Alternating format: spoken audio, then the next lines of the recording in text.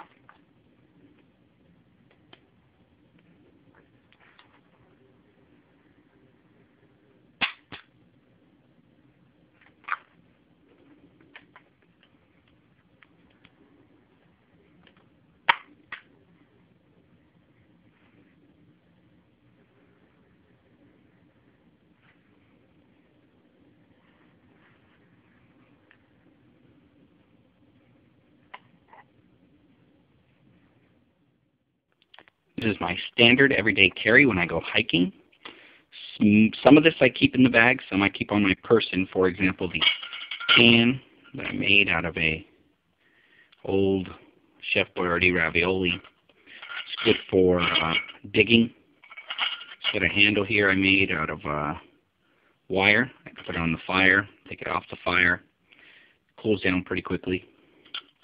This I would keep on my backpack or on my belt, looped to my belt. I also keep my Gerber multi-tool on my belt. I keep my space blanket in my pocket. I keep my very bright orange handkerchief for signaling or just wiping up whatever I need it for in my pocket, back pocket. I keep my first aid kit, which has aspirin, liquid, Band-Aid, and Tums in my other pocket. Neosporin pocket. Water purification tablets in my pocket. I keep this in a pouch. It has my compass attached. This also goes on my belt or on my person. Inside of it, it has emergency tweezers, knife, safety pins, fishing hooks, fishing line, waders. Folds up real nice. Keep that in there along with my magnesium starter. With the saw for shaving it. This is on my person also. I carry my paracord in the bag. I carry a pair of gloves, dollar store. And they have this heat-treated, kind of heat-treated rubber. I've actually reached into a fire to pull out my can. It spilled, and it protected me, which I was surprised. I didn't think about it until after, so I'm kind of lucky. Keep my spoon, fork combo. I could make a spoon or a fork, I suppose, in the wilderness, but why waste the time and energy? This is my cotton balls filled with Vaseline. Keep that on in my other pocket. I have cargo shorts. And then it's my duct tape. Also goes with my first aid kit. And keeping it this way, I can carry a lot more. It's probably about 6 feet worth. And then I actually carry an entire roll of duct tape in my actual backpack, or in this pack here. So here's my actual roll of duct tape. So this is what goes in there. It all wraps up, zips up. Okay. Believe me, it zips. You can carry it. And inside is the gun. And all the barrels, barrel here, barrel there. I keep my shotgun closer. 22 long rifle further. I also will place my ammo directly in. Here is my 410 ammo. Here is my 22 long rifle. Depends if I'm going to be hunting. If I think I need to hunt for food, then I'll go ahead and put in a different 50 rounds. I'll put in something made of copper instead of lead. I'll put dry goods in here every once in a while. Another thing I carry on my person is my water bottle. I can put this in a fire, stainless steel. I can boil water after I drink the water I'm carrying. I can put in river water, boil it, or just put my water purification tablets in. And I usually carry this on my shoulder. So there's my everyday carry for hiking. The rifle butt can be opened. Take off the 2 screws, and it's got a little good little reservoir in there for putting in supplies. I'm probably going to put extra ammo and the gun cleaning oil, and then probably a redundancy fire starter, either a Bic light or something simple that can go in there, because you can never have too much fire. So I am going to use that. I'm not going to use the rubber butt because I put it on there and it slips off real easy. So I'm going to go ahead and keep the screws. Screw it in. I have my multi-tool to take it off. And if I'm desperate, I could break this. It's plastic. I could smash it with a rock and get to what I need. Yeah, I don't want to. That's a last-ditch effort. But again, my multi-tool is on my body at all times, so I should be able to get this off.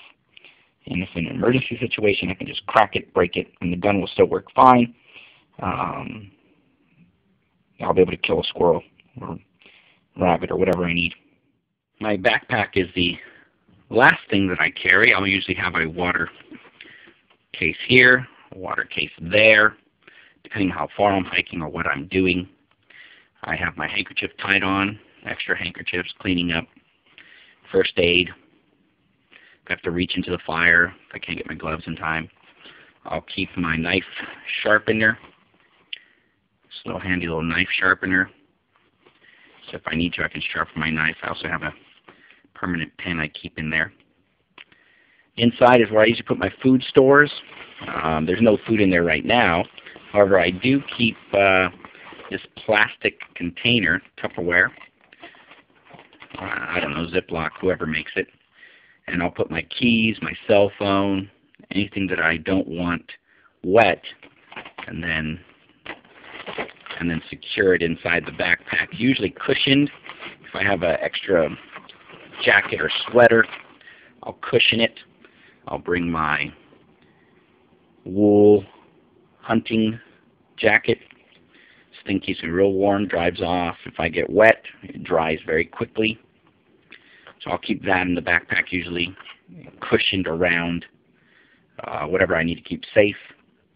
The cargo shorts that I use, that are my favorite, are these. I like these extra wide pockets here. Extra wide pocket.